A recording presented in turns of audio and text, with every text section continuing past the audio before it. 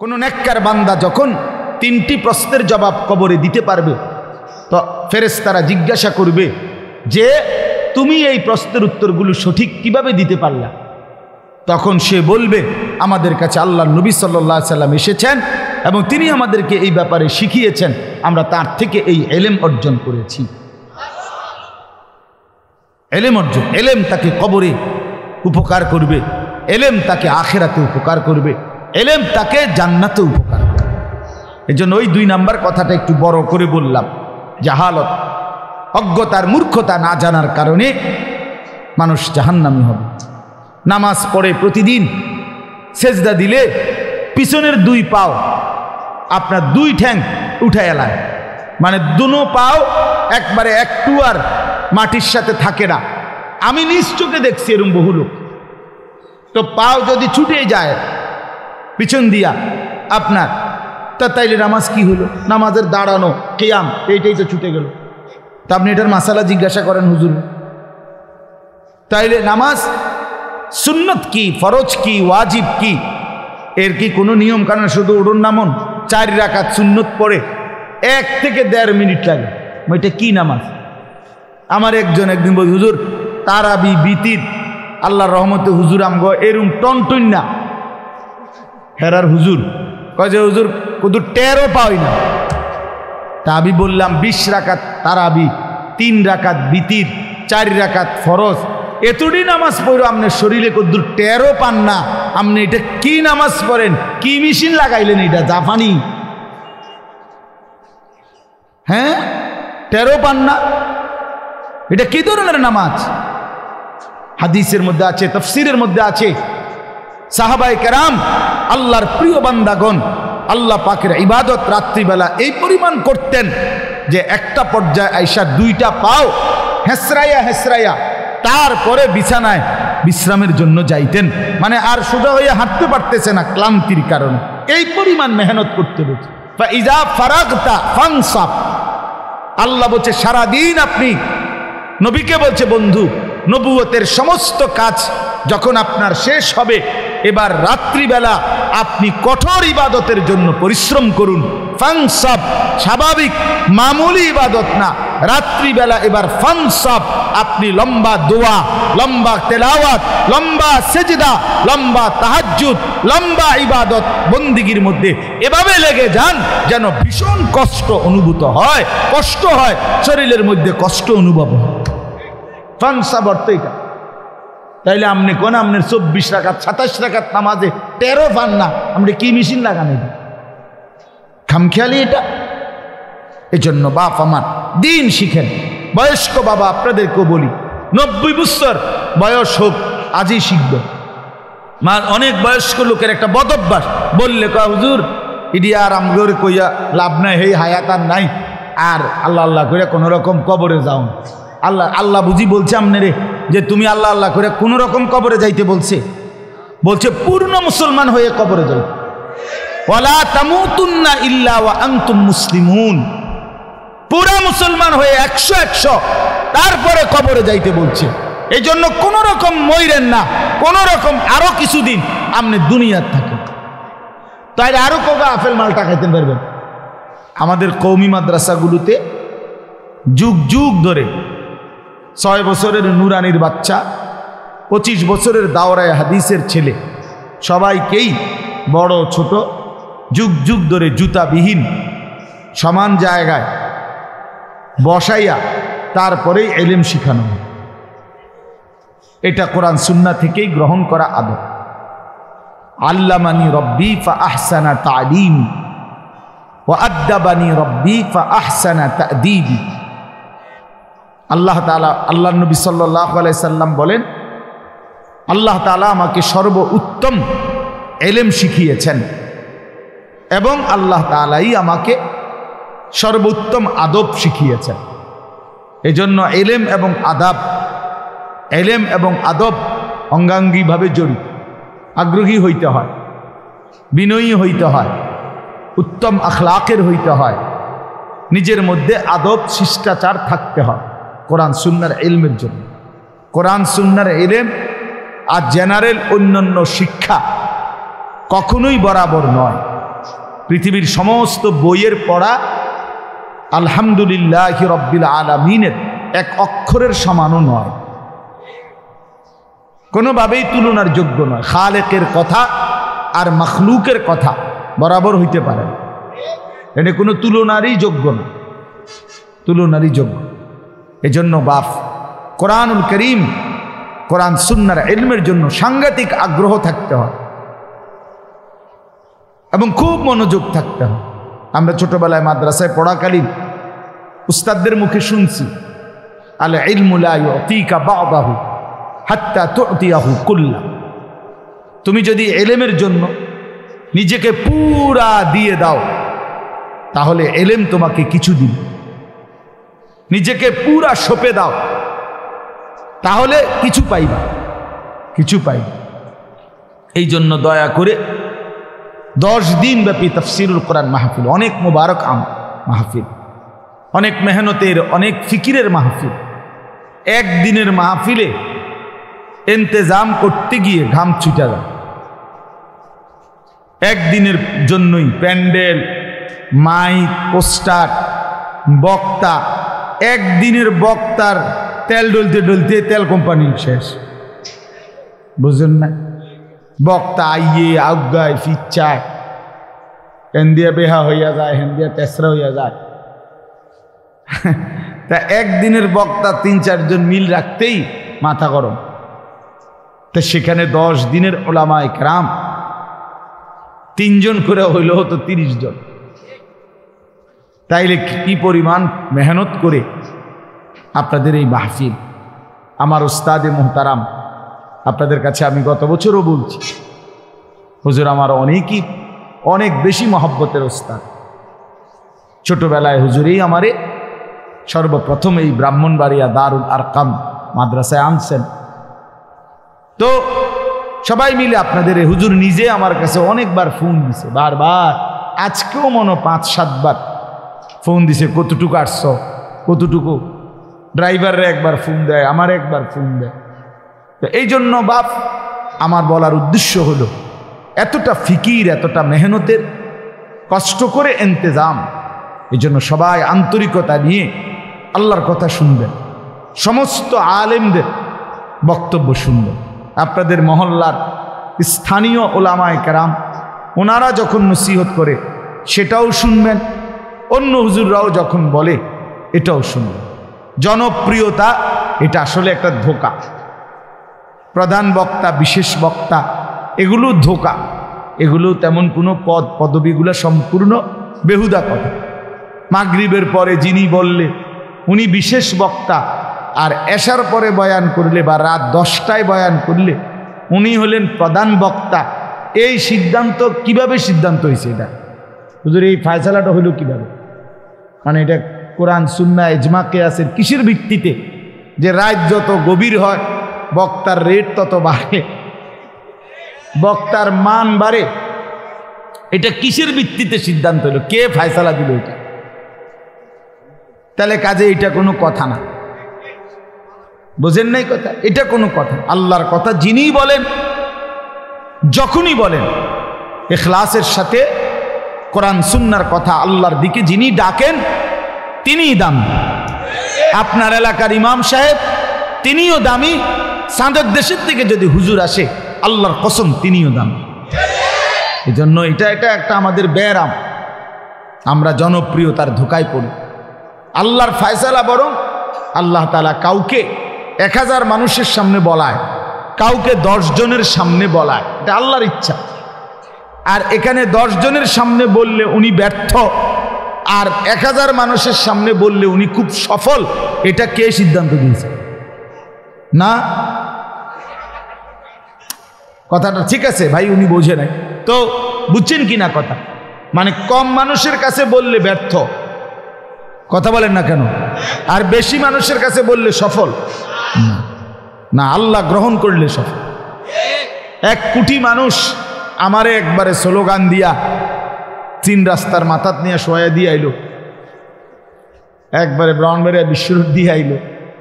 তাই এরপরে আল্লাহ বললেন, আনিস আমি নিলাম না, তোমারে গ্রহণ করলাম না। তো কিসের মর্যাদা? মানুষের এই বাহাবা দিয়ে কি আসবে তখন বলেন? এই জন্য বাপ, এটা কোনো কথা না। বরং আমাদের সমাজে ইদানিং এই একটা বিভেদ, যে স্থানীয় নিজ মসজিদের ইমাম সাহেব ওলামায়ে কেরাম বয়ান করলে মনোযোগ দেয় না, আমরার হুজুর আসরের পরে কে বন হুজুর, এলাকার হুজুর টুজুররা কিছু কইব, এমনি ব্যাটকা এলাকার হুজুর টুজুররা ফাজিল কোথাকার। এটা এলাকার হুজুর বললে এটা একটা কোনো রকম হয়ে গেল।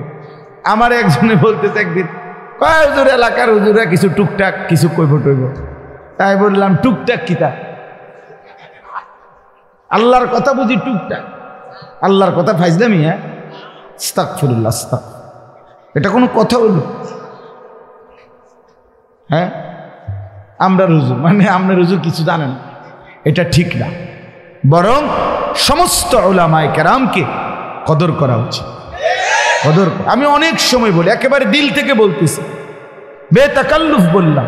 দূরের থেকে হুজুর আনলে বেচারার কপালে 40,000 50,000 টাকা জোটে, তারে আনতে গিয়া হ্যাঁ এতগুলো টাকার দামাদামি মুলামুলি করে আনে। অথচ নিজ মহল্লার ইমাম সাহেব সারা বছর তিনি দোয়া করে, 5 ওয়াক্ত নামাজের পরে এই মহল্লাবাসীর কবরবাসীদের জন্য, নিজেদের জন্য দোয়া করে। ওই বেচারার কপালে মাহফিলের দিনও 200টা টাকা জোটে না। এটা জুলুম আর বেইনসাফি ছাড়া আর কিছু হইতে না। এটা অন্যায় মিয়া, এটা অন্যায়, এটা অন্যায়। তোমার মসজিদের হুজুর, তোমার মহল্লার হুজুর বলে তার কোনো কদর নেই। তো যে হুজুর তোমার কাছে আসছে তিনি কোনো মহল্লার না, উনি সান্দের দেশে। আমি তো এই মাত্র সান্দের দেশের থেকে আসছি, ঠিক না? আমার চাচার বাড়ি তো সান্দের দেশ, তাইলে আমিও তো কোনো মহল্লারই, আমি তো কোনো গ্রামেরই, কোনো একটি এলাকারই। এই জন্য বাপ, কদর করা, ওলামায়ে কেরামের প্রত্যেকের নসিহত আপনার আন্তরিকতার সাথে শুনবেন। যিনি মনোযোগ দিবেন ইনশাআল্লাহ, আমি বললাম তো, তার জীবন ধীরে ধীরে পরিবর্তন হবে। মনোযোগ না হলে, আল্লাহর কোরআনের প্রতি শতভাগ আগ্রহ না থাকলে কাঙ্ক্ষিত ফলাফল আসবে না। আরবি ভাষার একটা গুরুত্বপূর্ণ মূলনীতি আছে যে নতিজা আরজালের তাবে হয়। এটা আপনি বুঝেন, ছেলেরা তোমরাও বোঝো ভাই। ফলাফল নিকৃষ্টতার অনুপাতে হয়। ভালো এবং মন্দ দুইটা একসাথে মিশে গেলে ফলাফল আসে মন্দটা।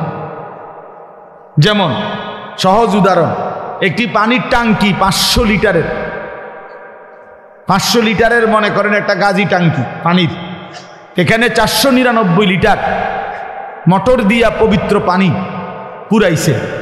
1 লিটার এটার সাথে পেশাব দিছে, এই মিট 500 লিটার। এখন হইল কয় লিটার? 500 লিটার।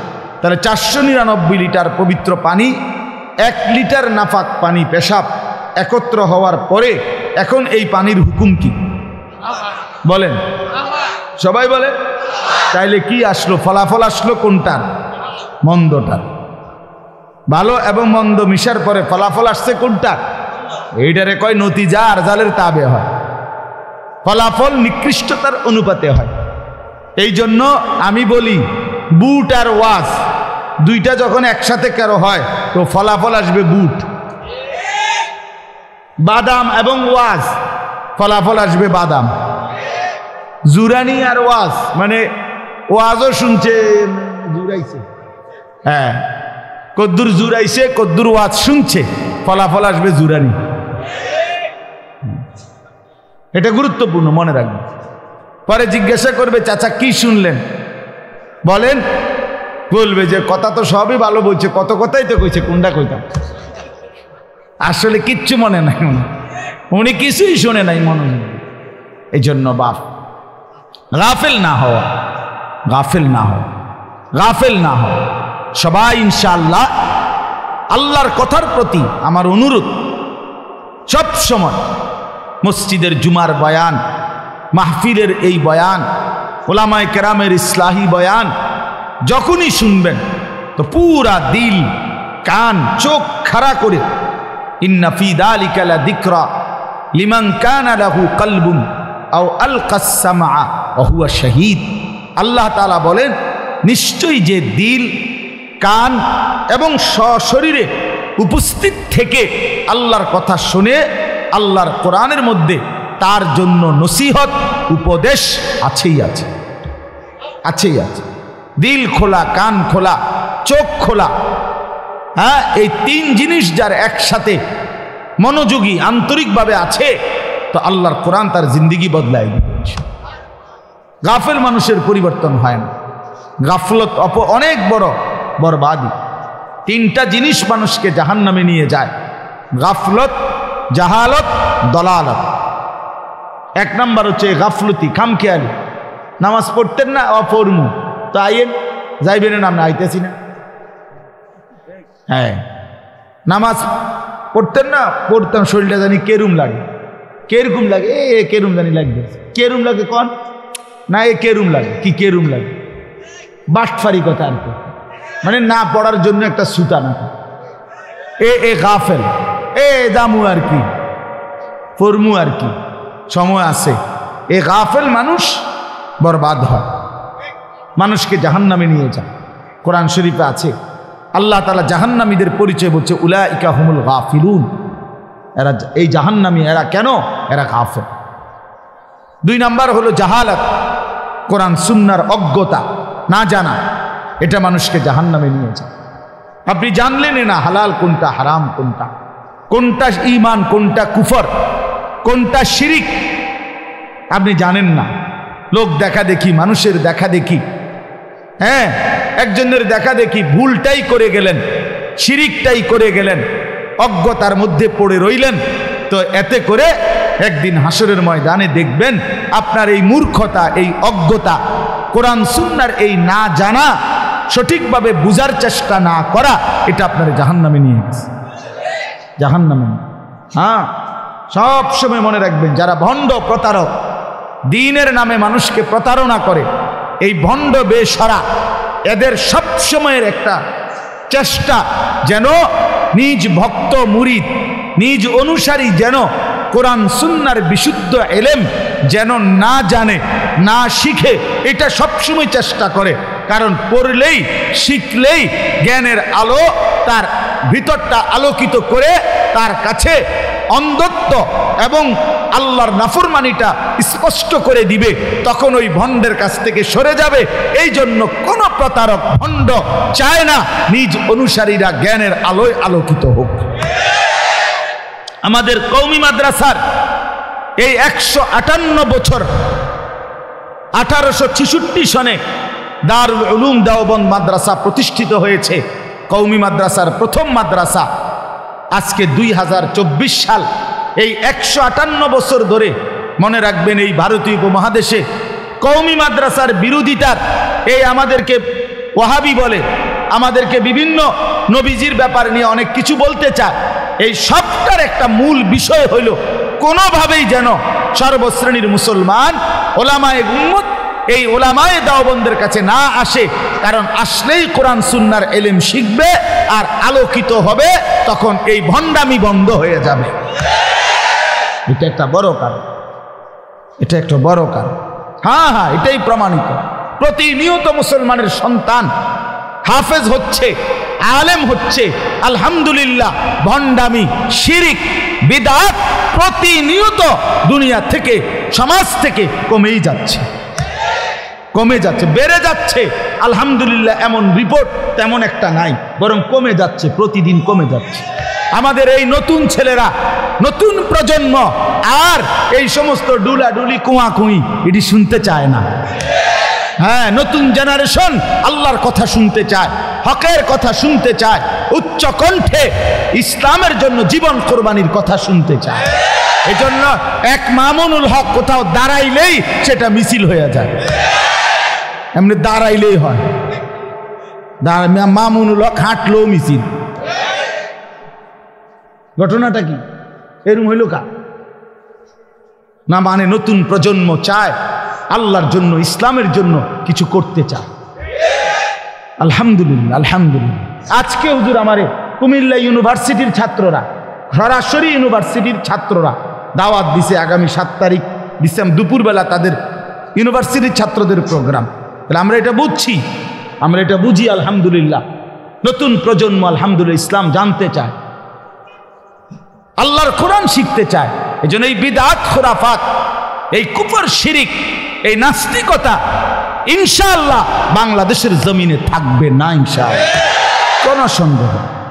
কোনো সন্দেহ নাই ইনশাআল্লাহ। বাংলাদেশের গলিতে গলিতে, রাস্তার মোড়ে মোড়ে, প্রতিটা আনাচে কানাচে আল্লাহর দয়ায় অসংখ্য অগণিত ছোট বড় কওমি মাদ্রাসা প্রতিষ্ঠিত হয়েছে। এটা প্রমাণ করে এদেশের মানুষের সাথে সম্পর্ক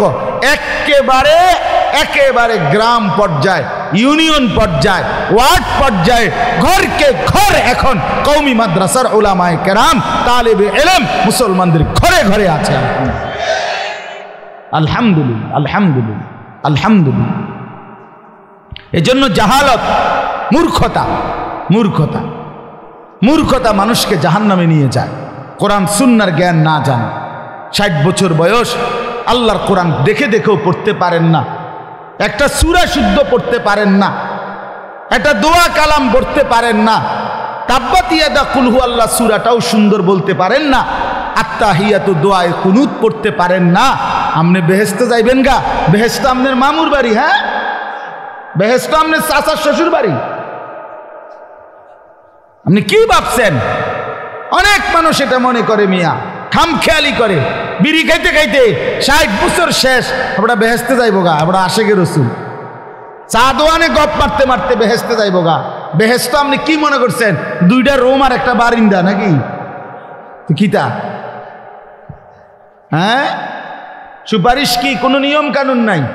নবী সাল্লাল্লাহু আলাইহি সাল্লাম সুপারিশ করবেন, এটার কোনো নিয়ম কানুন নাই নাকি?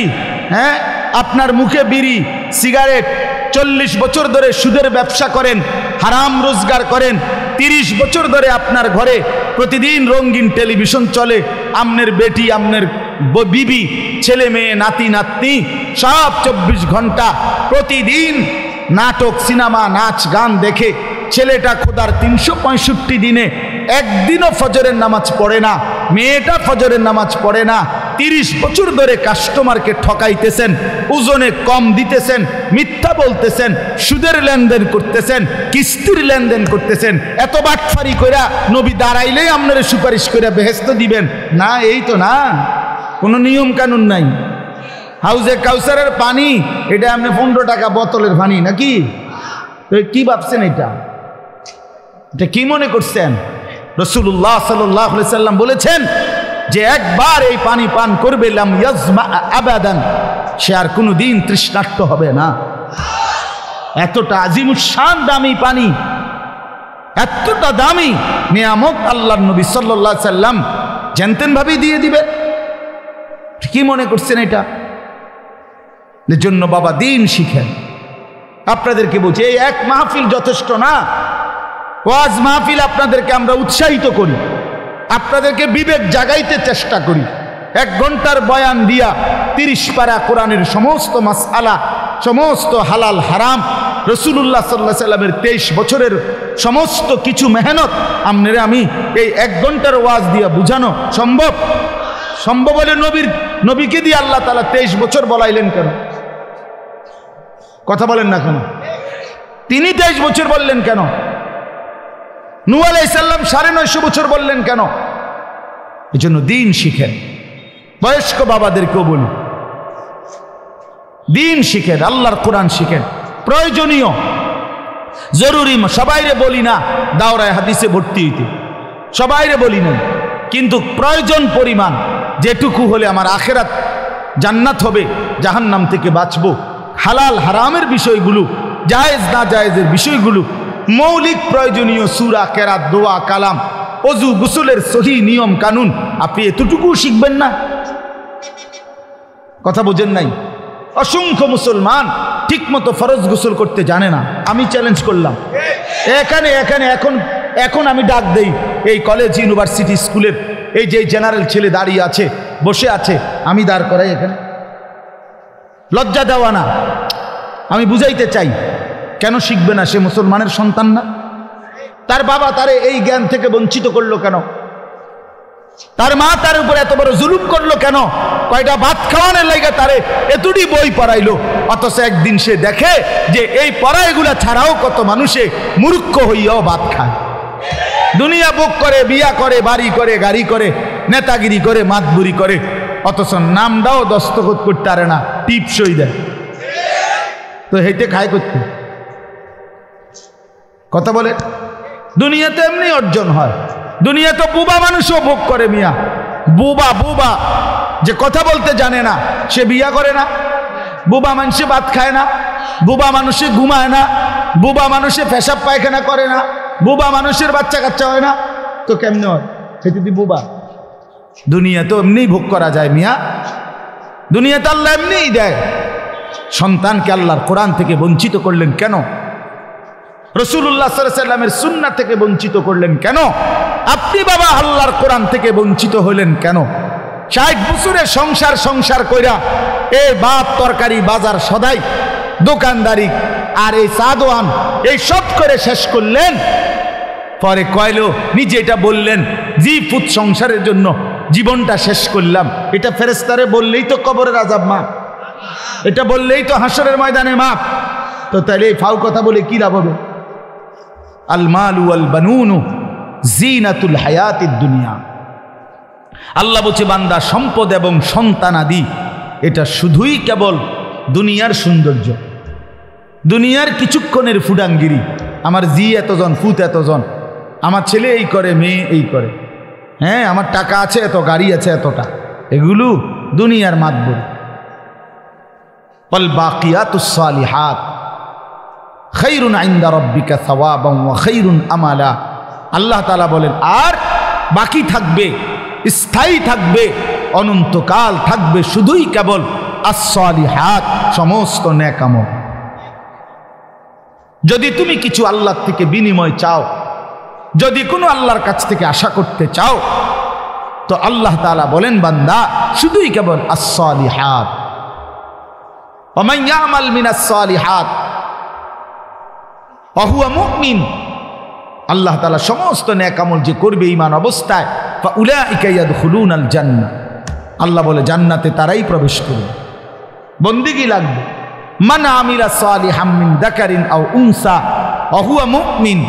আল্লাহ বলে ঈমান ঠিক রেখে যে নেক আমল করবে, পুরুষ কিংবা নারী, আমি আল্লাহ ওয়াদা দিলাম ফালা নুহিয়ান্নাহু হায়াতান তাইয়্যিবা, আমি তারে দুনিয়াতেও আরামের জীবন দেব, ওয়ালা নাজজিয়ান্নাহুম আজরাহুম বিআহসানি মা কানু ইয়ামালুন, আর আখিরাতে তার সমস্ত নেক আমলের সর্বোত্তম বিনিময়, সর্বশ্রেষ্ঠ নিয়ামতে ভরা জান্নাত দিয়ে দেন। আল্লাহর ওয়াদা। বা মূর্খ হইয়েন এই সমস্ত ধোঁকাবাজি। আমার একদিন হুজুর একজনে বলে, হুজুর আপনারা যেরকম নামাজ করেন, ওয়াজ করেন, ভালো কাজ করেন, আমিও তো সারাদিন মেল মিটিং দেন, দরবার মানুষের বিভিন্ন বিচার আচারের ফয়সালা করে দেই, এগুলো তো ভালো কাজ করি। বা বরাবর বরাবর, হ্যাঁ হ্যাঁ বরাবর, মেল মিটিংয়ের নামাজ সমান সমান সমান সমান আমরা মনে করছি। তো তো কি বুঝছে তো আনবাহি গান কথা বুঝেন নাই? এটা হইল কথা? নামাজের বিকল্প আপনার এই মেল মিটিং, তাইলে এই জন্য ধোকা না খা। এটা আমি জরুরি বললাম। অনেক বাবাদের এটা ফিকির, সংসারটার লেগে জীবন শেষ করলাম, তো করলেন আর কি বুঝলাম, এরপরে কবরে কি বলবেন, আখিরাতে কি বলবেন, কি বলবেন? হ্যাঁ কিভাবে বলবেন? হাদিসের মধ্যে আছে কোন নেককার বান্দা যখন 3টি প্রশ্নের জবাব কবরে দিতে পারবে, তো ফেরেশতারা জিজ্ঞাসা করবে যে তুমি এই প্রশ্নের উত্তরগুলো সঠিক কিভাবে দিতে পারলা? তখন সে বলবে আমাদের কাছে আল্লাহর নবী সাল্লাল্লাহু আলাইহি সাল্লাম এসেছেন এবং তিনি আমাদেরকে এই ব্যাপারে শিখিয়েছেন, আমরা তার থেকে এই ইলম অর্জন করেছি। ইলম অর্জন, ইলম তাকে কবরে উপকার করবে, ইলম তাকে আখিরাতে উপকার করবে, ইলম তাকে জান্নাতে উপকার করবে। এজন্য ওই 2 নাম্বার কথাটা একটু বড় করে বললাম। জাহালত, অজ্ঞতার, মূর্খতা, না জানার কারণে মানুষ জাহান্নামী হবে। নামাজ পড়ে প্রতিদিন সেজদা দিলে পিছনের 2 পাও আপনার 2 ঠ্যাং উঠায় এলায়, মানে দুনো পাও একবারে একটু আর মাটির সাথে থাকে না। আমি নিজ চোখে দেখছি এরকম বহু লোক।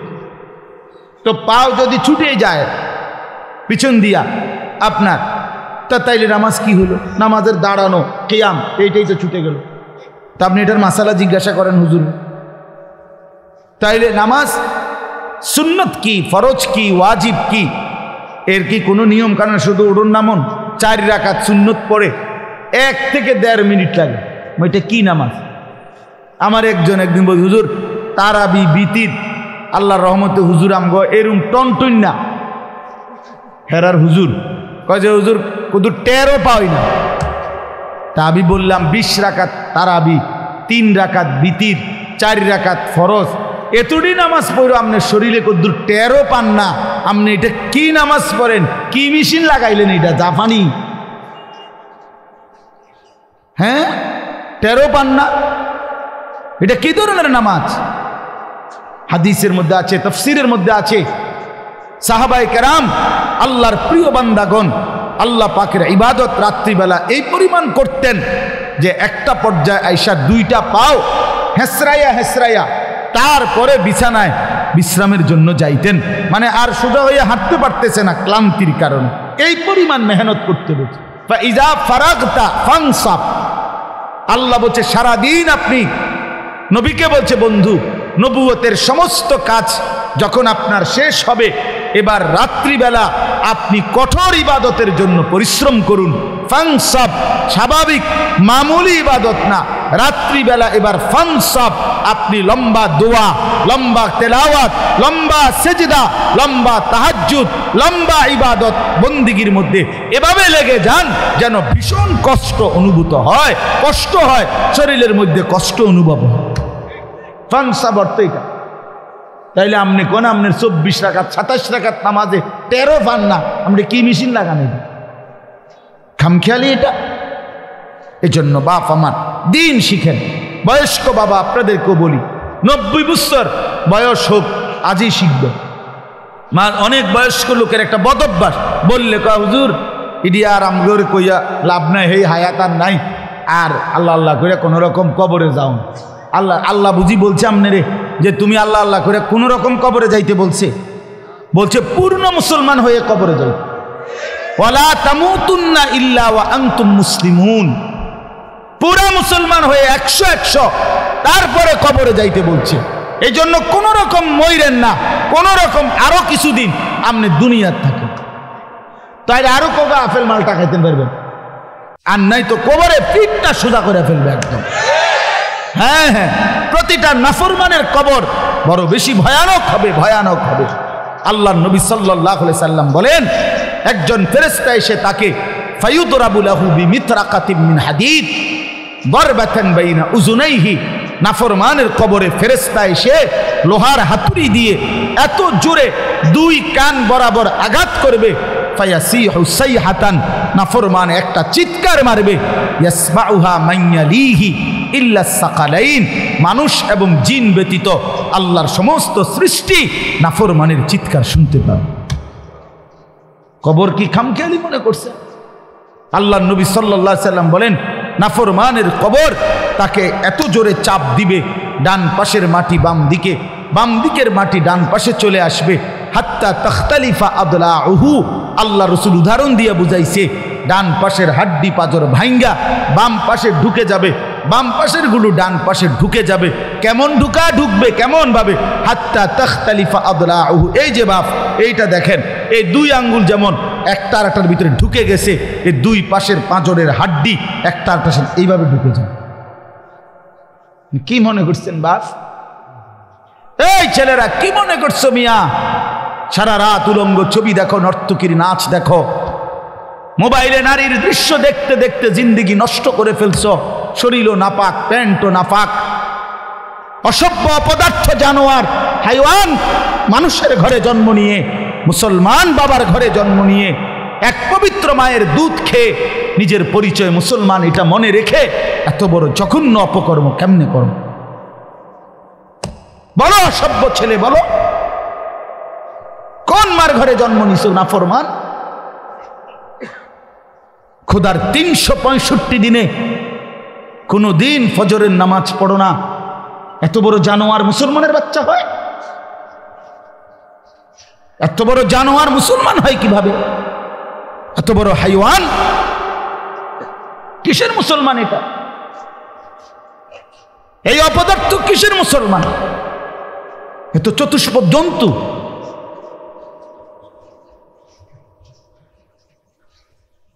আল্লাহ আমাদেরকে মাফ করে দেন। ছেলে পেলে ভাবতে শিখো বাবা, নিজেরে নষ্ট করে দেওয়ার মধ্যে কি ফায়দা? নিজের জিন্দেগি বরবাদ করে দেওয়ার মধ্যে কি ফায়দা বাপ? একটা মোবাইল জীবনের সব, একটা নারী জীবনের সব, একটা মোটর সাইকেলের জন্য আমরা পৃথিবীতে আসছি। এই বন্ধুদের কিছুক্ষণের আড্ডা, এই খালাস। আহা, একদিন রাত গভীরে চোখ বন্ধ করলে দেখবা প্রিয় বন্ধু আমার, তোমার পাশে আর কেউ নাই। একদিন এই পৃথিবীর সব আলো বাতাস চলবে, এই পৃথিবীর গাড়ি ঘোড়া চলন্ত, বাতাস রোদ বৃষ্টি সব থাকবে, পৃথিবীর মানুষগুলো দৌড়বে ছুটবে, মৃত্যু তোমারে একদিন একদম নিস্তব্ধ করে দিবে। সেদিন দেখবে সবাই ব্যস্ত, তুমি কেবল শান্ত। সেদিনও দোকান খুলবে, সেদিনও রোদ উঠবে, সেদিনও বৃষ্টি ঝরবে, সেদিনও হাজারো মানুষের ব্যস্ততা থাকবে, শুধু তুমি বন্ধু থাকবা না, তুমি বন্ধু থাকবা না। হ্যাঁ প্রিয় ভাই আমার, এটা জরুরি বিষয়, বুঝতে শিখো। নিজের ভালো, নিজের কল্যাণ, এটা বহুতই জরুরি বাপ, বহুতই জরুরি। যাই হোক, আমি লম্বা করে ফেলছি আমার কথা। তৃতীয় কথা হলো দলালাত।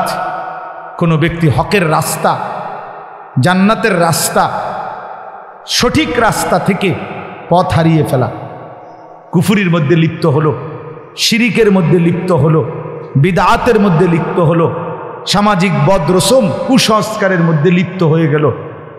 দুনিয়ার ইহুদি, খ্রিস্টান, কাফের, বেঈমান, নাস্তিক, মুরতাদ, মুশরিক, নর্তকী, গায়ক, নায়ক, এই অসভ্যদের কাছে তার জীবন সঁপে দিল। তাদের মতোই তার মানে সে দলালাত, পথভ্রষ্ট হয়ে গেল, হকের রাস্তা, জান্নাতের রাস্তা, আলোর রাস্তা থেকে বঞ্চিত হয়ে গেল, পথ হারা, গোমরা হয়ে গেল। এটা তারে জাহান্নামে নিয়ে যাবে। এটা তারে কই নিয়ে যাবে বাপ? আমান ইউদলিলিল্লাহু ফামা লাহু মিন হাদ। আল্লাহ কোরআনে বলছে, আল্লাহ যাকে পথ হারা করে দেয় সে আর কোথাও কোনো পথ প্রদর্শক পায় না। আল্লাহ থেকে যদি কারো বন্ধন ছুটে যায় বন্ধু, তার জন্য আর কোনো পথ প্রদর্শক নেই। কোরআনের সরাসরি আয়াত আল্লাহ বলছে। হ্যাঁ, আল্লাহ তাআলা বলছে কোরআন শরীফে, কতভাবে বলছে আল্লাহ যে নাফরমানদের পুরাটা জিন্দেগি কেমন কেমন? আমালুহুম কারামাদিন ইশতাদ্দাত বিহির রিহু ফি ইয়াউমিন আসিফ। আল্লাহ তাআলা বলছে সমস্ত বেঈমানের জীবনটা, তার মেহনত, তার কর্মকাণ্ড, আল্লাহকে ছেড়ে দিয়ে ভুল পথে চলে, নাফরমানির রাস্তায় চলে, তার জীবনটা হলো এমন যে ছাই বোঝেন, চুলার যে ছাই, এই ছাই কোনো ব্যক্তি রাস্তার মাঝখানে, মনে করেন এক পাশে এমন জায়গার মধ্যে স্তূপ দিল, অনেক ছাই, একটা ঝড়ো বাতাস, একটা প্রচণ্ড বেগে বাতাস এসে এই ছাইগুলোকে পলকের মধ্যে, মিনিটের মধ্যে উড়াইয়া ফেলল। আল্লাহ পাক বলেন সমস্ত কাফের, বেঈমান, নাফরমান, পাপী সারা জিন্দেগির সমস্ত কর্মকাণ্ড ওই ছাইয়ের মতো প্রচণ্ড বাতাস, যেটাকে মিনিটের মধ্যে উড়িয়ে ফেলে। কারামাদিন ইশতাদ্দাত বিহির রিহু ফি ইয়াউমিন আসিফ। আল্লাহ তাআলা বলেন, আল্লাহ বলেন আমালুহুম কাসারাবিন বিকিআতিন ইয়াহসাবুহু যামআনু মাআ হাত্তা ইযা জাআহু লাম ইয়াজিদহু শাইআ। আল্লাহ বলে সমস্ত নাফরমান পাপী তার জীবনটা হলো ওই মরিচিকার মতো, যে রাস্তার এই পাশ থেকে প্রচণ্ড রৌদ্রে, এই পিচ ডালা রাস্তায় দূরে তাকাইলে মনে হয় যেন পানি থই থই করতেছে রাস্তার উপরে রৌদ্রের মধ্যে। দৌড়াইয়া তৃষ্ণার্ত ব্যক্তি পানির আশায় যখন সেখানে যায়, গিয়ে দেখে লাম ইয়াজিদহু শাইআন, কিছুই নাই, সেটা মরিচিকা। সেটা ধোঁকা। তো আল্লাহ তাআলা বলেন, আল্লাহকে বাদ দিয়ে, আখিরাতকে ভুলে গিয়ে, ইবাদতকে ভুলে গিয়ে, নামাজ রোজা হালালকে ভুলে গিয়ে, বাপ বন্ধু জওয়ান বুড়ো আমি আপনি সবাই রে বলছি, আল্লাহ তাআলা যেন বলেন, আল্লাহ বলেন যেন এটা ওই বেঈমানের মতো যে মনে করেছিল সেটা পানি, কিন্তু গিয়ে দেখে কিছুই না, কিছুই না। আমি তো সবসময় বলি বাবা, এই ঘর বাড়ি দালান বিল্ডিং খাট ফার্নিচার সোফা যা সাজাইলেন, আপনি মরার 20 বছর পরে আপনি নিজে আইসা একদিন কবর থেকে ফেরেশতারে একটু বইলা হইয়া, ভাই আমি শুধু জামু আর আসমু, আমার ঘরে আমি মরার আগে বিশ্বাস করো ভাই নিজে দাঁড়াইয়া থাইকা সোফাটি বানাইছি, খাট বানাইছি, ফার্নিচার বানাই, 6টা চেয়ার বানাইছি, এত সুন্দর করে একটা ডাইনিং টেবিল বানাই দিয়ে আসছিলাম। আজ 20 বছর পরে আমার মনে পড়ছে ফেরেশতা আমার ঘরের আসবাবগুলো আসেনি কিন্তু চাইয়াই, শুধু দেখে আইসা পড়বো, আমি আর পরে থাকতাম না কইলাম। তো ফেরেশতা যদি কোনো কারণে অনুমতি দেয় তা আইসা দেখবেন, খোদার কসম আপনার 20 বছর পরে আপনার সাজানো সেই ফার্নিচার আসবাবপত্র কিচ্ছু নেই, আপনার ঘরে না। যদি জিজ্ঞাসা করেন ছেলে মেয়ে নাতি নাতনিকে সেগুলো কোথায়, বলবে দাদা এগুলো আর এখন চলে না, এই মডেল আর এখন বাজারে চলে না, এই জন্য এগুলো ফেলে দিস, ফেলে দিস। এরই নাম দুনিয়া, এর জন্যই জীবন শেষ করল। অতএব এই 3 জিনিস খেয়াল করা। 1 নম্বর গাফলত বলেন, 2 নম্বর জাহালত, 3 নম্বর দালালত। 1 নম্বর হলো খামখেয়ালি, অবহেলা, কর্ম করতেছি। আরেকটা হলো অজ্ঞতা, মূর্খতা, না জানা। আরেকটা হলো পথ হারিয়ে ফেলা, পথভ্রষ্ট হয়ে যাও। আল্লাহ তাআলা আমাদেরকে এই 3টি মুসিবত থেকেই হেফাজত করেন। আল্লাহ তাআলা আমাদেরকে জান্নাতের পথ, সিরাতে মুস্তাকিমের পথ আল্লাহ তাআলা আমাদের জন্য আলোকিত করে দেন, আলোকিত করে দেন। প্রিয় ভাই আমার, এই আমি সহজ কথাই এটা বলতে চাই, এই মাহফিল, এই ওয়াজ, আমরা আসলে উলামায়ে কেরাম উম্মতের ফেরিওয়ালা। আমরা একটা কথা বিশ্বাস করি, ফেরিওয়ালা জানে তার মালামাল যদি 2 ঘন্টায়ও বলার পরেও কোনো কাস্টমারও যদি একজনও না আসে তার সামনে, তারপরেও ফেরিওয়ালা তার বলা বন্ধ করে না, গলি গলি সে শুধু চিৎকার করতেই থাকে, কবি ইধার কবি উধার, কবি ইধার কবি উধার, কখনো এদিকে কখনো সেদিকে। ফেরিওয়ালা তার মাল নিয়ে গলি গলি ঘুরতে থাকে, সেভাবে আমার মাল কেউ না কিনুক আমাকে বলতেই হবে। উলামায়ে কেরাম উম্মতের ফেরিওয়ালা আপনাদের দুয়ারে দুয়ারে ঘুরে ঘুরে আপনাদের কাছে আল্লাহর কথা, আখিরাতের কথা, পরকালের কথা বারবার বলতেছে, বারবার একই কথা। এই কবর, হাসর, মিজান, ফুলসেরাত, জান্নাত, জাহান্নাম, হালাল হারাম, জায়েজ না জায়েজ, নেক আমল, গুনাহ, এই নাকি আর কি কোনো অভিনব কথা? এই কথা। সব বক্তার ওয়াজ এটাই, সব খতিবের বয়ান এটাই, সব জুমার আলোচনা এটাই। অতএব এতবার বলা কথাগুলোকে কদর করো ছেলেরা, তোমরা কদর করো, ঠিক আছে না? ইনশাআল্লাহ আল্লাহ তাআলা তৌফিক দান করেন। সূরাটার নাম সূরা দাহার। আমি যেই সূরাটা পড়ছি অল্প সময় আর আমি আপনাদের সামনে পেশ করতেছি। 29 নম্বর পারা, 76 নম্বর সূরা। সূরাটির নাম সূরা দাহার। এই সূরার প্রথম 6টি আয়াত আমি তেলাওয়াত করেছি। এই 6টি আয়াতের একদম সংক্ষিপ্ত তর্জমা আপনাদের সামনে শুনাইতে চাই। সূরাটির একটা, কোরআনুল কারীমের এই সূরাটির মধ্যে জান্নাতের বর্ণনা অসাধারণ। মানে কোরআন শরীফের বিভিন্ন সূরাতে আল্লাহ তাআলা জান্নাতের বর্ণনা দিয়েছেন, এই সূরার মধ্যে আল্লাহ তাআলা জান্নাতের বর্ণনাটা হৃদয়গ্রাহী, মনোমুগ্ধকর, চিত্তাকর্ষক ভঙ্গিমায় অসাধারণ ঢঙে আল্লাহ তাআলা পেশ করছে। এটা শুনলে, এই সূরা পুরাটা পড়লে জান্নাতের প্রচণ্ড শৌক, আগ্রহ তৈরি, আগ্রহ তৈরি।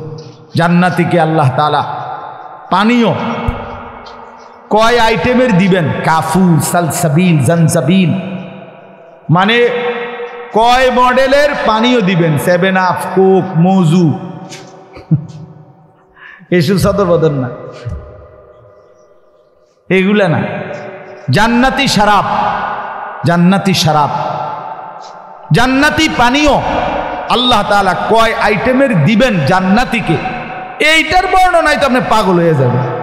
এরপরে না ভাত তরকারি পরে, বুঝেন নাই কথা?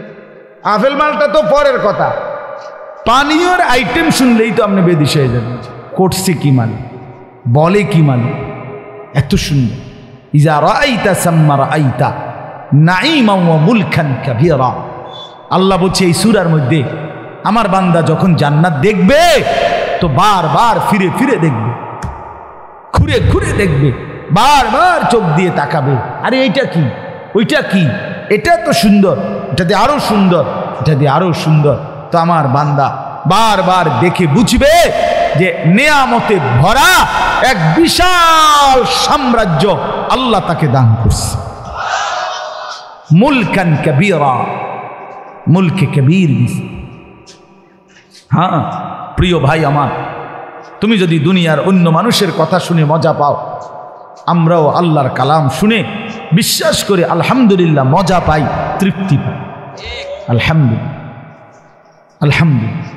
সর্বনিম্ন যে জান্নাতিকে আল্লাহ তাআলা জান্নাত দিবেন, একেবারে সবচেয়ে ছোট জান্নাত, সেটাই ফেরেশতাকে জিজ্ঞেস করবে ওই জান্নাতি বান্দা যে ফেরেশতা ভাই আমারটা কয় শতক? তো ধরেন 40 শতক, কি বলে 30 শতক, একটা ইউনিয়ন বরাবর। আল্লাহু আকবার। ফেরেশতা বলবে সবচেয়ে ছোট জান্নাত আপনাকেই দিছে, সবার শেষ আপনি জান্নাতে ঢুকলেন, আপনারটা 10 দুনিয়া বরাবর। তো বাকিডি আপনি হিসাব করেন, আপনাদের কাছে ফিতা থাকলে আপনারা মাপেন, মুনাজাতের পরে তার কাম নাই, এরপরে মাপবেন। আল্লাহু আকবার।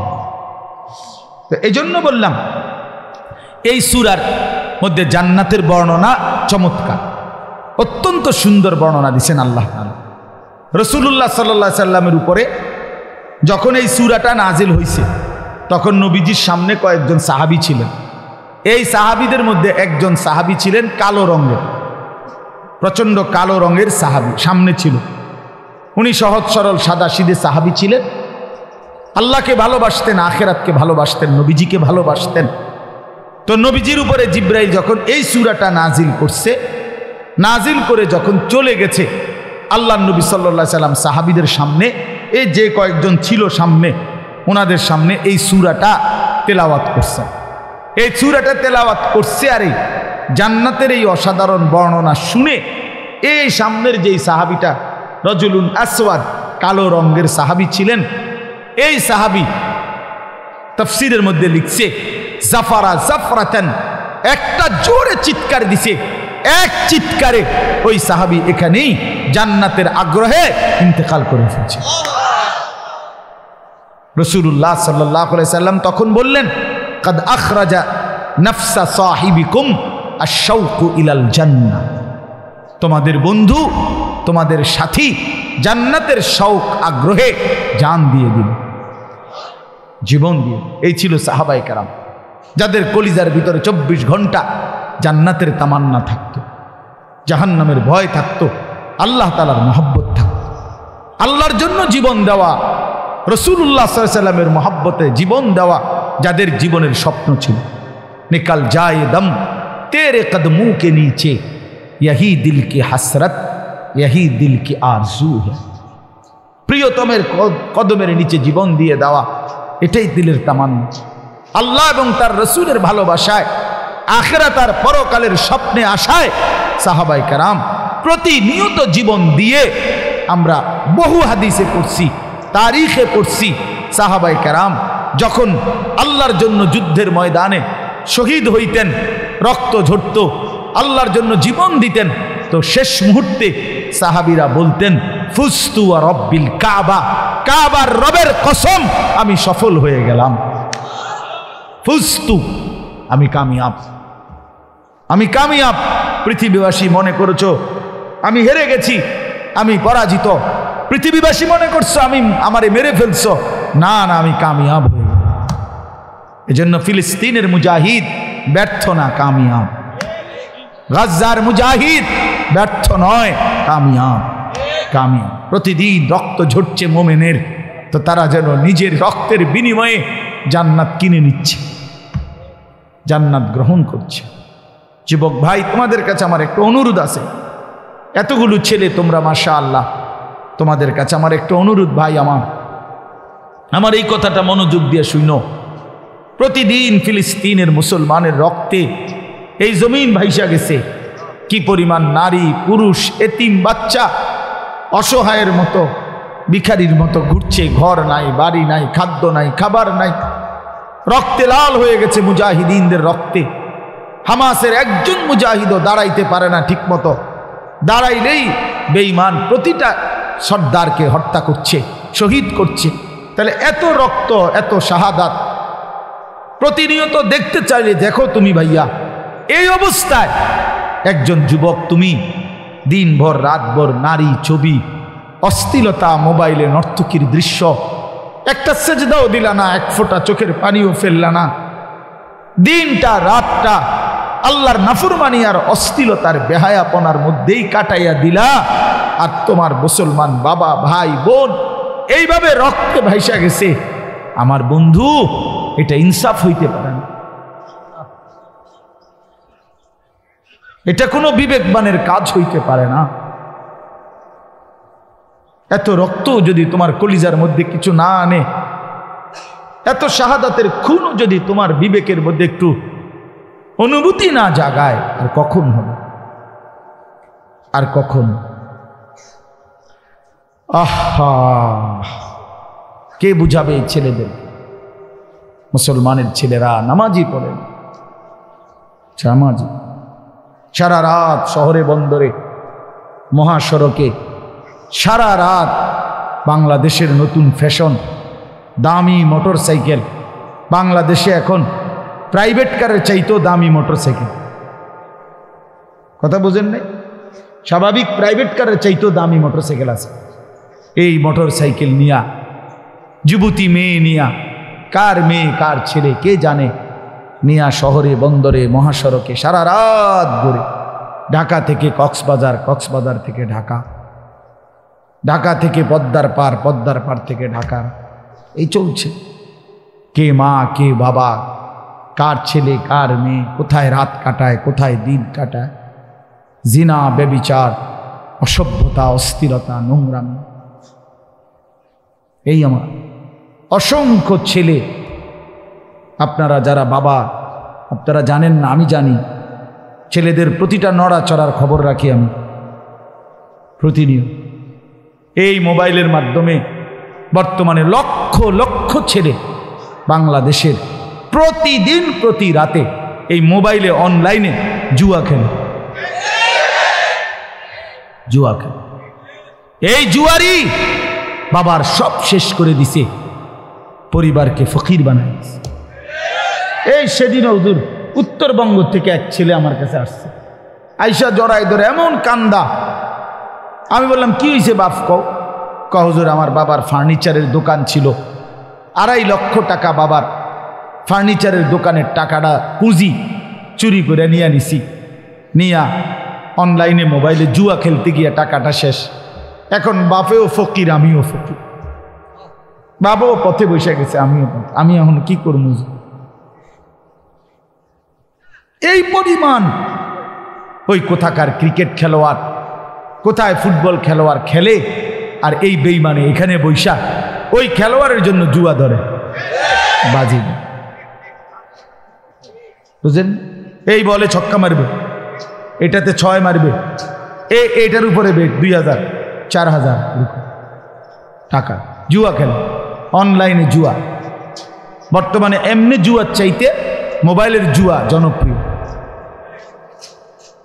আল্লাহ আমাদের সন্তানদেরকে ফিরবার তৌফিক দান করে। অসংখ্য মা বাপ জানেই না এটা যে পয়সা, তার ছেলেটা পয়সা গন্ধ ছুটে গেছে, বাপ মা জানে। এই অসভ্যর যে চরিত্রহীন হইয়া কিচ্ছু নাই ভিতরে, তার জানেন। জানেন, চেহারা দেখতেই তো বোঝা যায় চোখ ভিতরে ঢুকা গেছে, সাফা ভাঙ্গা গেছে, কোমরে গোশত নাই। কেন এমন হইল? আরে অসভ্য, এমন হইল কেন? তো 16 বছরের তাগড়া ছেলে, 18 বছরের তাগড়া ছেলে, তোমারে দেখলে এরকম অসুস্থ বেয়ারাম মনে হয় কেন? ওই যে নারী ছবি, জিনা ব্যভিচারের দৃশ্য, নিজের হাতকে নাপাক ব্যবহার, আর কি? শরীর নাপাক, কাপড় নাপাক, পোশাক নাপাক। আল্লাহ হেফাজত করেন। আমি আসলে আপনারা বয়স্ক, আমার উস্তাদ সামনে, এরপরেও আমি শুধু যুবকদের ভালোবাসায়, এটা আবার একটা আলাদা মিশন, আলাদা ফিকির, এই জন্য আমি বললাম মুসলমানের ছেলেগুলো ইনশাআল্লাহ ফিরে আসলে আগামী দিনে ইসলামের পতাকা এদের দ্বারাই উড়বে ইনশাআল্লাহ। ইনশাআল্লাহ এই ছেলেরাই একদিন অচিরেই ইমাম মাহাদির পক্ষে আর লড়বে ইনশাআল্লাহ। মনে রাখো যুবক, তুমি হয়তো কাজে লাগলা না, কিন্তু ইনশাআল্লাহ মুসলমানের অগণিত যুবক রেডি হচ্ছে আগামী দিনে জান বাজি রাখবে ইনশাআল্লাহ। দেখো বললাম, দেখো।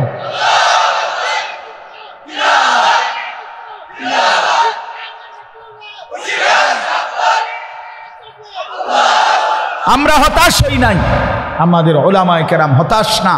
আমরা বলে যাচ্ছি ইনশাআল্লাহ আপনার কোনো সাগরেও যদি কেউ, মহাসাগরেও যদি কেউ এক পাশে পানির মধ্যে নিজের হাত দিয়ে এমনি নাড়া দেয়, যদিও মনে হয় যে এত বড় সাগরে আমি নাড়া কদ্দুর দিলে আর কি নড়বে পানি, না, পানি ঠিকই এক বিন্দু হইল নড়ছে, আমার চোখে ধরা খায় নাই, পানি ঠিকই নড়ছে।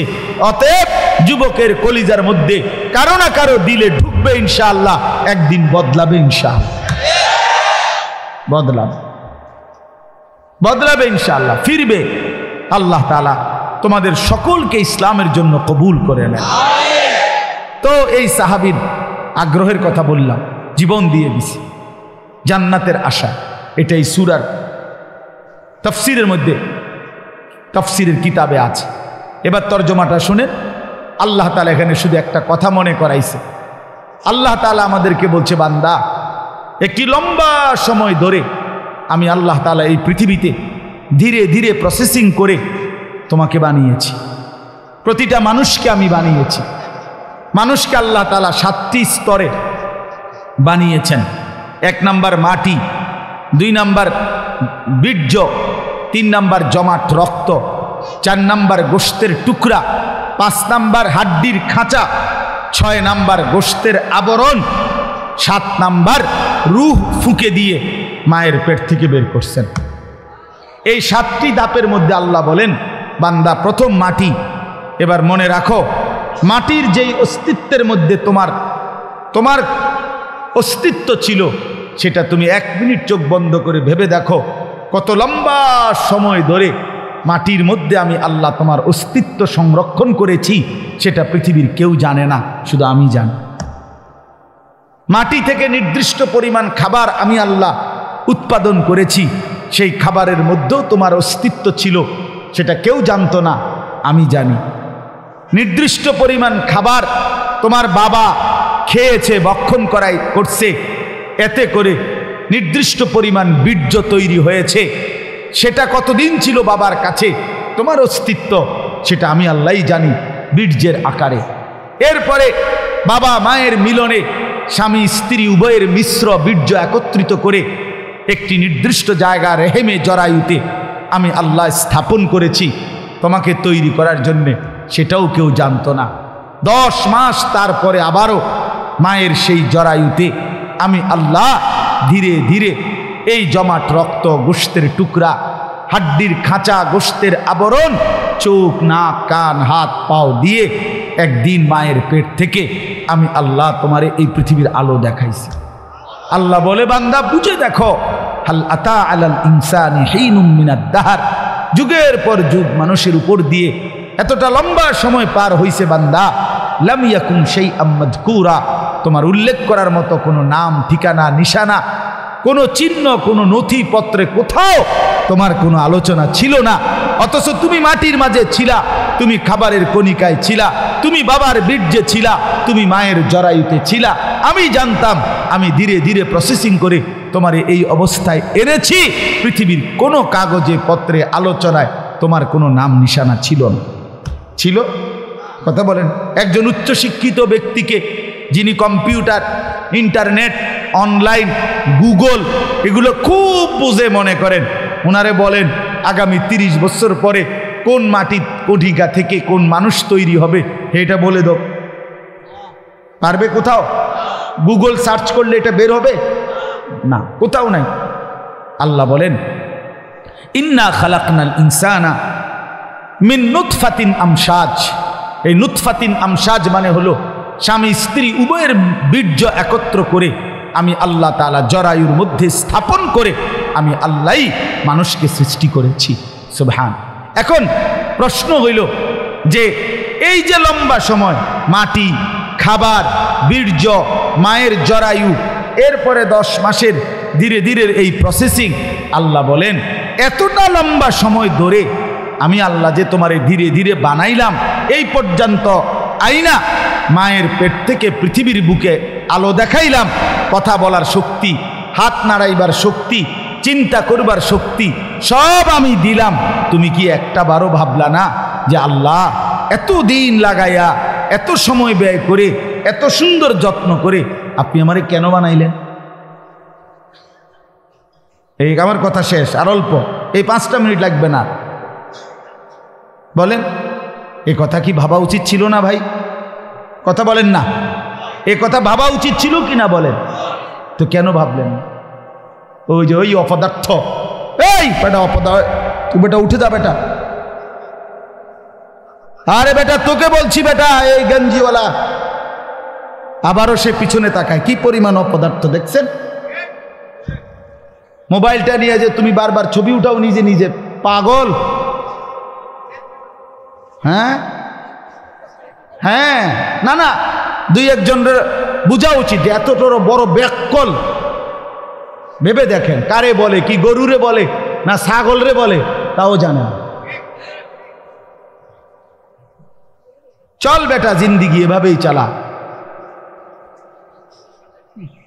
এই জন্য বললাম, আল্লাহ তাআলা বলে বান্দা তুমি কি একবারও ভাবলা না, তুমি কি একবারও জিজ্ঞেস করলা না যে আল্লাহ এত যত্ন করে, এত সুন্দর করে আপনি আমারে কেন বানাইলেন এত সময় লাগাইয়া?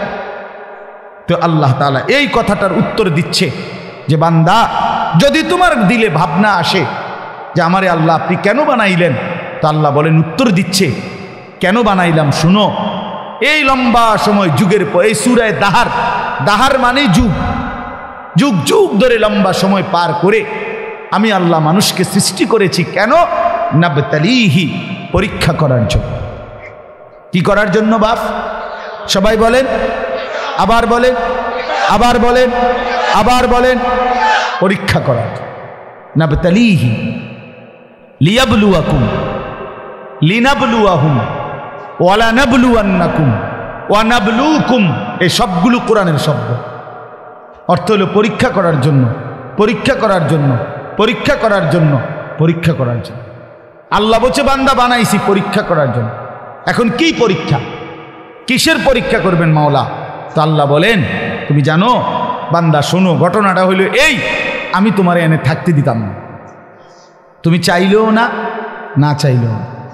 সুখে থাকলেও তুমি এনে থাকতে পারত না দুনিয়ায়, দুঃখে থাকলেও তুমি এখানে থাকতে পারতাম। মূল ঘটনা হইল বান্দা আমি তোমারে অস্থায়ী এই দুনিয়ায় অনির্দিষ্ট কয়েকটা দিন তোমার জন্য রাখমু, পুরা টাইম স্থায়ীভাবে তোমারও থাকতে দিব না, দুনিয়ারও থাকতে দিব না, কিচ্ছু রে না দেবো না আমি, এটা দা চাইলেও না, না চাইলেও না। জীবনে হাসলেও তুমি মরে যাইবা, কাঁদলেও মরে যাইবা। সুখের অট্টালিকা থেকেও মৃত্যু হয়, দুঃখের কুড়ে ঘর থেকেও মৃত্যু হয়, হয় না? হ্যাঁ, জীবনে যে কোনো দিন দুঃখ দেখে নাই সেও মরে যায়, জীবনে যে কোনো দিন সুখ দেখে নাই সেও মরে যায়। প্রিয় বন্ধু কেউ থাকবে না। আল্লাহ তাআলা বলে বান্দা এই মূল বিষয় হলো আমি তোমার জন্য একটা আসল বাড়ি বানাইছি, একটা স্থায়ী ঠিকানা আছে তোমার জন্য, সেটা হলো আখেরাত, সেটা হলো জান্নাত। আমি সেখানে তোমাকে থাকতে দেব, মূলত রাখবো। ওইখানে থাকার জন্য এখানে কয়টা দিন তুমি পরীক্ষা দিতে হবে, আর এই পরীক্ষায় দিয়ে আমি দেখব তুমি কি জান্নাতের সেই স্থায়ী ঠিকানায় থাকতে চাও কিনা। এখন আসেন, আপনি বুঝলেন যে আমারে আল্লাহ পরীক্ষার জন্য বানাইছেন, আর পরীক্ষার বিষয়বস্তু হলো আমি দুনিয়ার এই অল্প সময়ে জান্নাতে যেতে চাই কিনা, এই পরীক্ষা, ঠিক কিনা বলেন? এবার আমার প্রশ্ন হইল, মাওলা আপনি পরীক্ষায় পাশ করার জন্য, উত্তীর্ণ হওয়ার জন্য, জান্নাতে পৌঁছার জন্য আপনি আমারে কি কি ব্যবস্থাপনা দিলেন? বই কই, সিলেবাস কই, শিক্ষক কই, কাগজ কই, কলম কই, খাতাপত্র কই, এগুলো কই? কথা বুঝছেন? এগুলো দিতে হবে না, আমি পরীক্ষায় তো পাশ করতে হবে, তা আমার পরীক্ষার বিষয়বস্তু কই, কি কই, এগুলো কম, এগুলো কি? তো আল্লাহ তাআলা বলেন, তিনটি ব্যবস্থাপনা আমি তোমাকে দিয়েছি, তুমি দেখো বুঝা। এক নাম্বার, ফাজআলনাহু সামিআম বাসীরা, আমি শুনবার জন্য কান দিয়েছি, দেখবার জন্য চোখ দিয়েছি। তাফসীরের মধ্যে লিখছে মূলত এই দুইটা অঙ্গ আল্লাহ মিসাল স্বরূপ, উদাহরণ স্বরূপ বলছে। অর্থ হইল তোমাকে মাথার চুল থেকে পায়ের নখ পর্যন্ত, বাহির এবং ভিতর, এমন একটা শরীর আমি আল্লাহ দিয়েছি। আল্লাহ বলে, কসম বান্দা, যতগুলো হুকুম আমি করেছি, যতগুলো নিষেধ আমি করেছি, প্রতিটা হুকুম পালন করা, প্রতিটা নিষেধ বর্জন করার 100 ভাগ যোগ্যতা আমি আল্লাহ দিয়েই তোমার এই শরীরটা বানাইছি। এমন একটা হুকুম আমার নাই যেটা তুমি পারবা না, এটা নাই। এমন একটা নিষেধ নাই যেটা তুমি বাঁচতে পারবা না, এমন কোনো বিষয় আমি তোমার দেহের মধ্যে দেই নাই। কথা বুঝছেন?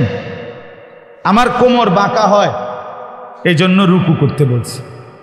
আমার কোনুই, হাঁটু, কোমর সব কিছু ভাঙ্গা নিচের দিকে যাওয়া যায়, এই জন্যই সেজদা দিতে বলছি।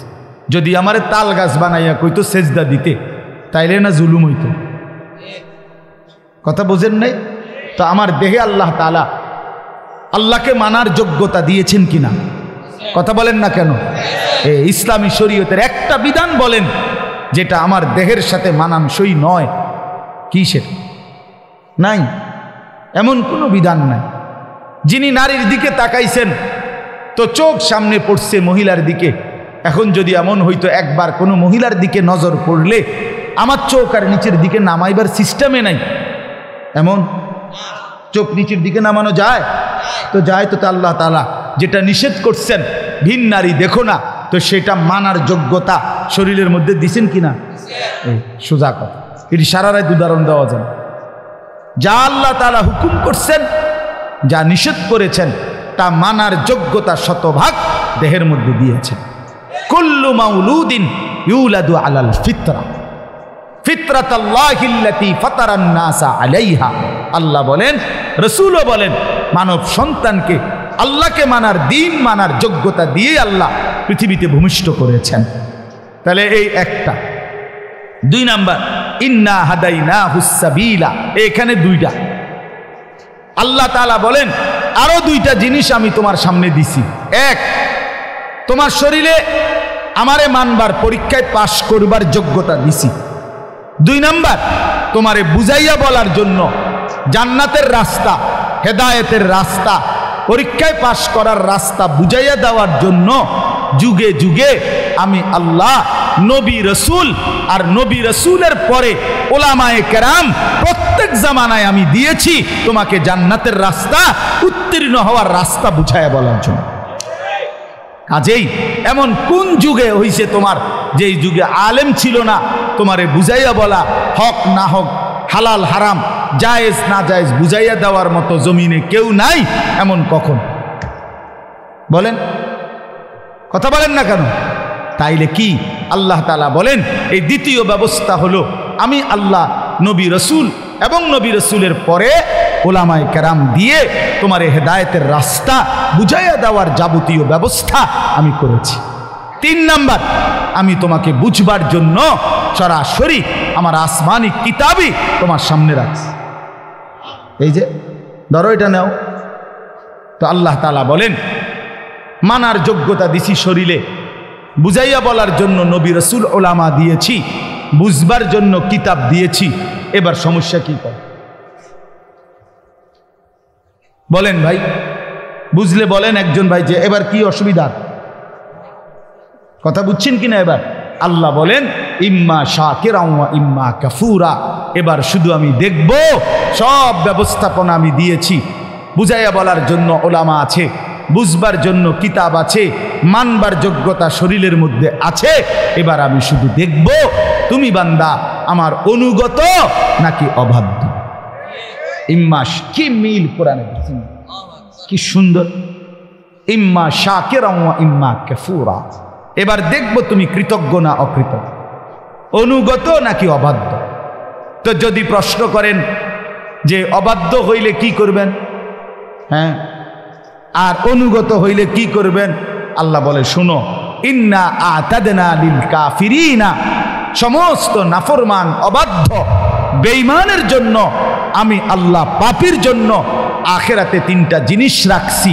এক নাম্বার সালাসিলা, আগুনের শিকল 70 হাত লম্বা, 70 জিরাআন ফাসলুকুহু, 70 হাত লম্বা আগুনের শিকল দিয়া তোমারে বেঈমান ফেরেশতা আমার তোরে বাঁধবে। এক নাম্বার।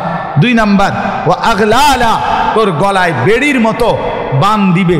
এটা এরকম, আমি আপনাদের দেখাইলে বুঝবেন। সূরা ইয়াসিনের মধ্যে আছে ইন্না জাআলনা ফি আনাকিহিম আগলালান ফাহিয়া ইলাল আদকানি ফাহুম মুকমাহুন। এইটা আল্লাহ বলছেন প্রত্যেক পাপী নাফরমান, এই বেনামাজি সন্তান মনে রাখো, হারামখোর, সুদখোর, ঘুষখোর, কিস্তিওয়ালা মনে রাখো, বেপর্দা মহিলারে বইল যে প্রত্যেকটা পাপী নাফরমানকে হাসরের ময়দানে ফেরেশতারা এই দুই হাত ঘাড়ের পিছনে দিয়া, এইভাবে দিয়া, এই থুতনির নিচে এই দুই হাতের এই অংশ দিয়ে এইভাবে বান দিয়ে রাখে, এইভাবে, দেখছেন? এইটাই হলো এই সূরা ইয়াসিনের এই কথার অর্থ। ইন্না জাআলনা ফি আনাকিহিম আগলালান ফাহিয়া ইলাল আদকানি ফাহুম মুকমাহুন। অর্থাৎ এইভাবে যখন ফেরেশতা বান দিবে, খোদার কসম বেঈমান আর কোনোদিন এক সেকেন্ডের জন্য চোখটা আর মাটির দিকে নামাইতে পারবে না। এভাবে দিয়ে রাখলে হেটা নামাইব কেন? এই আল্লাহ বলেন এক নাম্বার আগুনের শিকল রাখছি তোর জন্য, আগলালান, বেড়ির মতো বেঁধে দিবে, ওয়া সাঈরা, আর জাহান্নামের আগুন রেখেছি। এবার অনুগত হলে পুরস্কার কি? এই পুরস্কার আল্লাহ বলেন ইন্নাল আবরারা ইয়াশরাবুনা মিন কাসিন কানা মিজাজুহা কাফুরা আইনান ইয়াশরাবু বিহা ইবাদুল্লাহ। আল্লাহ তাআলা বলেন প্রথম হইল পুরস্কার কি? অনুগত হইলে আল্লাহ বলে প্রথম ফানি দিয়ে শুরু করি। বুঝেন নাই কথা? প্রথম কি দিয়ে শুরু করি? পানি দিয়ে, পানীয় দিয়ে শুরু করি। আল্লাহ বলেন আমার অনুগত বান্দাকে পান করানো হবে এমন পাত্রের পানীয়, যেই পাত্রের প্রত্যেক পানির সাথে আমি আল্লাহর জান্নাতে একটা ঝর্ণা আছে, স্পেশাল ঝর্ণা, যেটার নাম হচ্ছে কাফুর। ওই কাফুর ঝর্ণা থেকে মিশ্রিত পানি মিশিয়ে আমার বান্দাকে প্রতি গ্লাস, প্রতি জগে পানীয় পান করানো হবে।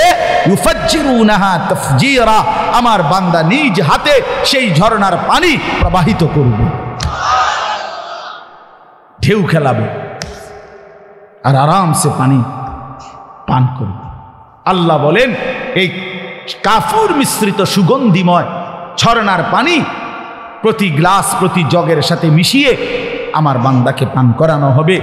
আর তখনই বুঝবে বান্দা আমি জান্নাতের মধ্যে অসাধারণ পানীয়, অসাধারণ মেহমানদারি করব। কোরআন শরীফে আছে, এক কথাই বলি তাইলে সহজে বুঝবেন। আল্লাহ বলেন আমার জান্নাতি বান্দার মেহমানদারিটা কেমন হবে। আল্লাহ একটা অসাধারণ আয়াতে বলছে লাহুম মা ইয়াশাউনা ফিহা ওয়া লাদাইনা মাজিদ। আল্লাহ বলে আমার বান্দা জান্নাতে যা চাইবে তাই পাবে, তা তো দেয়া হবেই। তবে বান্দায় আমার সিনেই কয়ডা, বলবেই কয়ডা, এইতে সিনেই কি সে বলা শেষ করলে আমি আল্লাহ, এবার আমার কাছে আরো অসংখ্য কোটি কোটি নিয়ামত আছে, এবার সেগুলো আমি তাকে দেব। লাহুম মা ইয়ানিনা। হ্যাঁ, এক সাহাবী তারিখের মধ্যে আছে, এক যুদ্ধের ময়দানে শাহজাদি, ওই সম্রাটের মেয়ে খ্রিস্টান, উনি গনিমতের মাল হিসাবে উনার বন্টনে পাইছে।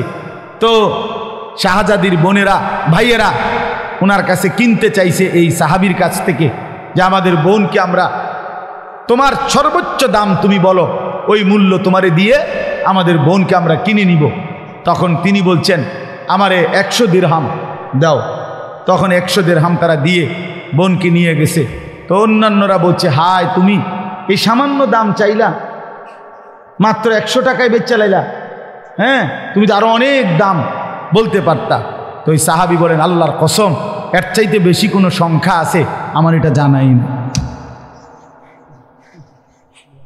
সাহাবায়ে কেরাম এতটা সাদাসিধে দুনিয়া কাটাইছেন, এতটা সাদাসিধে।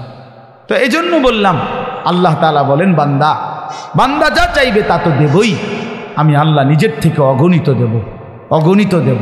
এই জন্য প্রিয় ভাই, রাত গভীরে এই আজকে আমার এতটুকুই কথা, আমরা প্রত্যেকে ইনশাআল্লাহ নিজের জীবনের কদর করি। আল্লাহ তাআলা আমাদের শরীরে আল্লাহকে মানার যোগ্যতা দিয়েছেন, ফজরের নামাজ পড়ার যোগ্যতা আমাদের শরীরে আছে তো ভাই? জোহর আসর পড়ার যোগ্যতা আছে তো আমাদের? আচ্ছা। হালাল হারাম জায়েজ না জায়েজ একটা বিষয় আল্লাহ জুলুম করে নাই, জুলুম করে নাই। ইন্নাল্লাহা লা ইয়াজলিমু মিসকালা যাররা, এক বিন্দু জুলুম আল্লাহ করে না। অতএব দয়া করে আমি অনুরোধ করলাম, আমার বাবা আপনারা যারা আছেন, মাঝ বয়সী বাবা, হায়াতের শেষ সময়টা কাজে লাগান। নিজেদের স্ত্রী কন্যাদেরকে বলেন দিন মানতে।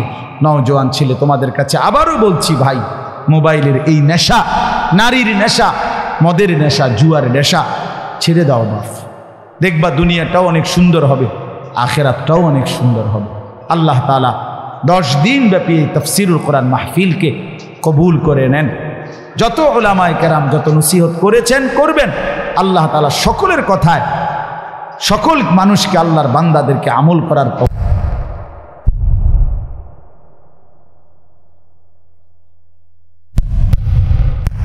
আলিয়া আল্লাহ তাআলা হযরতকে হায়াতে তাইয়্যিবা আফিয়া দান করেন। আমার মাদ্রাসা দারুল আরকাম, আমি তো ছোটবেলায় এই মাদ্রাসারই ছাত্র, হুজুর আমারে ওই মাদ্রাসায় হুজুরেই প্রথম আমারে আনছেন। তা আমার সেই মাদ্রাসা আল্লাহ তাআলা কবুল করেন। যত উস্তাদ আসাতেজাদের কাছে পড়ছি, আল্লাহ তাআলা সকলকে উত্তম বিনিময় দান করেন। আপনাদের জন্য আমি দোয়া করি, আপনারা আমার জন্য দোয়া করবেন। আল্লাহ আমাদের সবাইকে ভালো রাখেন, ঈমান আমলের সাথে বাঁচার তৌফিক দান করেন। দোয়া করবেন বাপ, নিজেদের স্ত্রী, ছেলে মেয়ে, নাতি নাতনি, আগামী জেনারেশন আমাদের, তারা যেন ঈমানের উপরে, ইসলামের উপরে, সেজদার উপরে জিন্দেগি কাটাইতে পারে। বলে না আমি, এটা দরকার, এটা দরকার। যে পরিমাণ গুনার সাজ সরঞ্জাম চারিদিকে বাপ, বড় বেশি ভয় হয়, খুব ভয় হয়, খুব ভয় হয়। ঘরকে ঘর, ছোট ছোট বাচ্চার হাতে মোবাইল, ছোট ছোট বাচ্চা সারাদিন মোবাইল টিপে। ওরে বাঁচাবে কে? ওরে বাঁচাবে কে? ওরে ফিরাবে কে?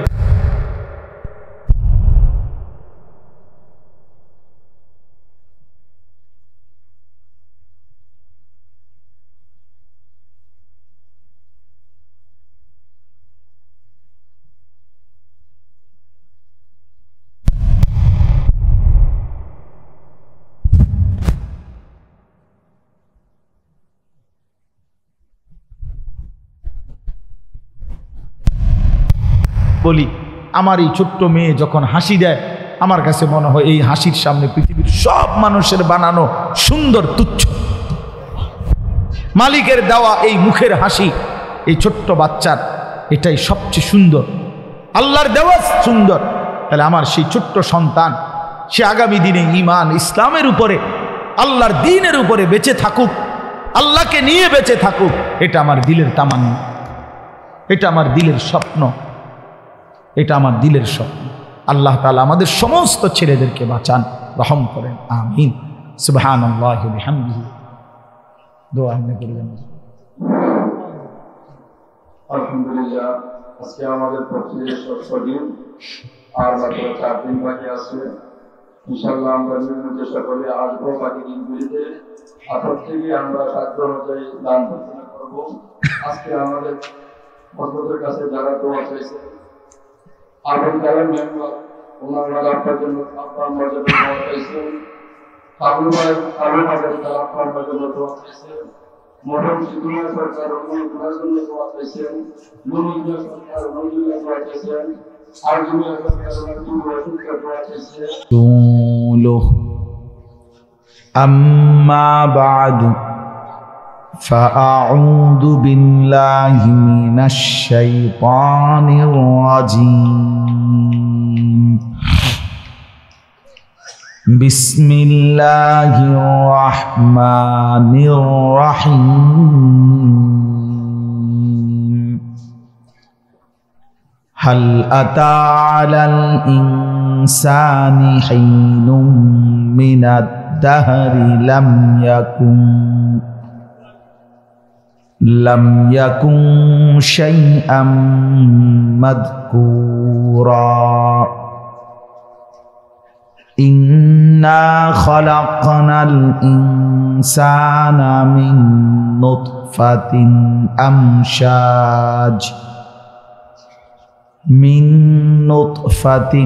أمشاج نبتليه فجعلناه سميعا بصيرا. إنا هديناه السبيل إما شاكرا وإما كفورا.